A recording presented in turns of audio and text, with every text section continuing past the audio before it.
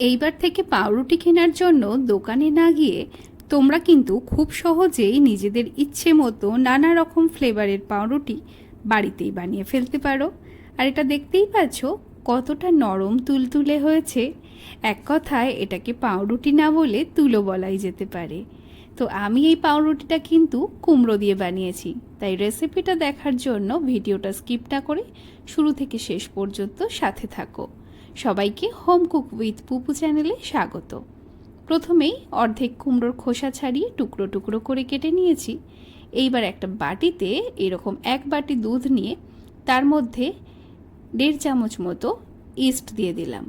এইবার এটাকে একটুখানি দুধের মধ্যে মিশিয়ে সাইডে রেখে দিচ্ছি ঢাকা দিয়ে, ততক্ষণ ইস্টটা অ্যাক্টিভেট হয়ে যাবে। এইবার কড়াইতে জল দিয়ে কুমড়োগুলোকে ঢাকা দিয়ে সেদ্ধ হতে দিলাম। 5 থেকে 7 মিনিটেই কুমড়োগুলো সিদ্ধ হয়ে যাবে।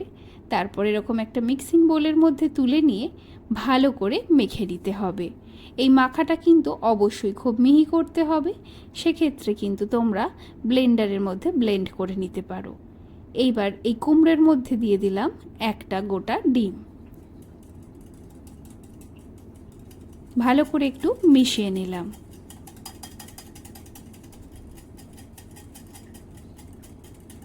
কুমড়ো আর ডিম একদম ভালোভাবে মেশানো হয়ে গেছে। এইবার এখানে আমি দিয়ে দিলাম 200 গ্রাম ময়দা।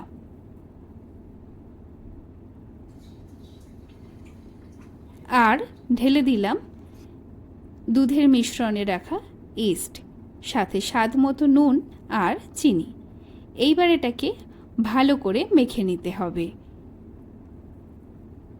যারা এখনও আমার YouTube channel home cook with পুপু subscribe করনি, তাদের কাছে রিকোয়েস্ট থাকলেও চ্যানেলটা সাবস্ক্রাইব করে বেল আইকনটা প্রেস করে দিও, তাহলে চ্যানেলে আসা সমস্ত ভিডিও নোটিফিকেশান সবার আগে তোমরা পেয়ে যাবে।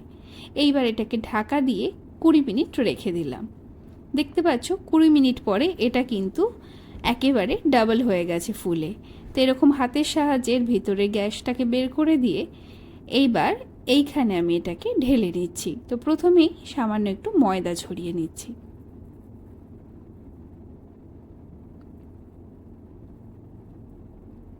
এইবার এই মিশ্রণটাকে 2 হাতের সাহায্যে ভালো করে মাখতে হবে, আর মাঝে মধ্যেই এটাকে টেনে টেনে একেবারে এরকম স্ট্রেচ করে নিতে হবে।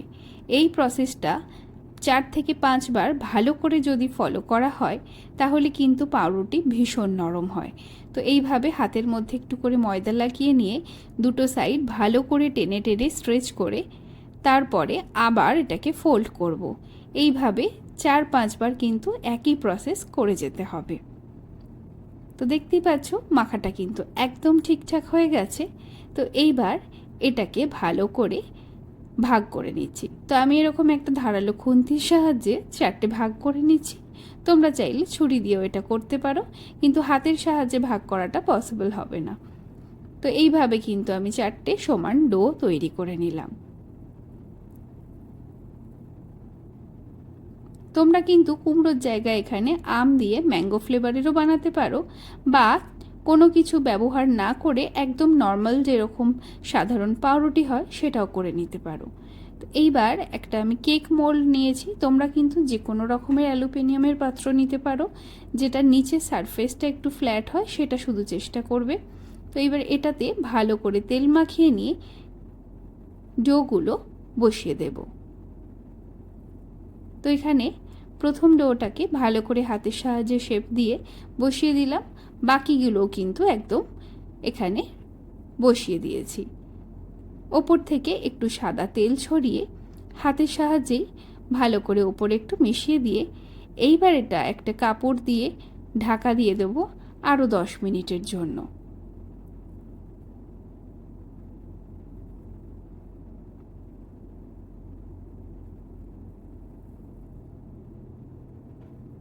তো 10 মিনিট পরে দেখতেই পাচ্ছ এটা আবারও ফুলে উঠেছে। এইবার আমি উপর থেকে একটু ফ্ল্যাক্স সিডস দিয়ে দিচ্ছি। তোমরা চাইলে এটা দিতেও পারো, নাও দিতে পারো। এখানে ফ্ল্যাক্স সিডের জায়গায় কিন্তু তোমরা পামকিন সিডও ব্যবহার করতে পারো। এইবার কড়াইয়ের মধ্যে স্ট্যান্ড দিয়ে এটাকে 5 মিনিটের জন্য ঢাকা দিয়ে প্রিহিট করে নিলাম। তারপর এটাকে বসিয়ে ঢাকা দিয়ে দিচ্ছি। অবশ্যই এখানে যে ছিদ্রটা আছে এটা একটা কাগজের সাহায্যে বন্ধ করে দেব, না হলে কিন্তু এখান থেকে বাষ্পটা বেরিয়ে গেলে ঠিকঠাক বেক হবে না। দেখতেই পেলে 5 থেকে 7 মিনিটের মধ্যে লো ফ্লেমে রাখার পরেই এটা কতটা ফুলে উঠেছে। এইবার একটা কাঠির মাধ্যমে এটাকে একবার চেক করব এটা ঠিকঠাকভাবে হয়েছে কিনা। তো দেখতেই পাচ্ছ কাঠিটা কিন্তু পরিষ্কার বেরোয়নি, ভিতরের অংশ এখনও কাঁচা আছে। তাহলে এটাকে আরও 10 মিনিটের জন্য ঢাকা দিয়ে দিচ্ছি। এইবার আমি গ্যাসটাকে অফ করে দিলাম, আর এটা কিন্তু পুরোপুরি তৈরি হয়ে গেছে। তোমাদেরকে আরেকবার এই কাঠিটা ঢুকিয়ে দেখাচ্ছি। দেখো এটা কিন্তু এবার একেবারে পরিষ্কার বেরিয়েছে। এটাকে নামিয়ে একটু ঠান্ডা করে নিলাম, হাত দিয়ে দেখালাম, বুঝতেই পারছো কতটা নরম হয়েছে।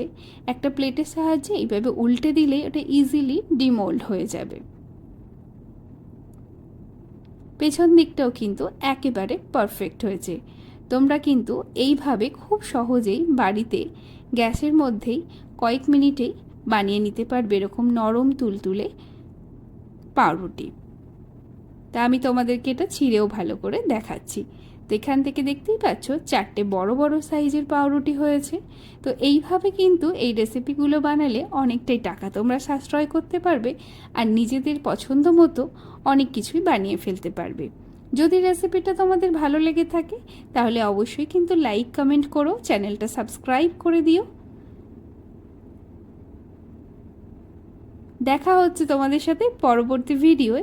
ততক্ষণ সবাই ভালো থেকো, সুস্থ থাকো, আর রেসিপিটা ভালো লাগলে তোমাদের পছন্দের মানুষদের সাথে অবশ্যই শেয়ার করে দিও।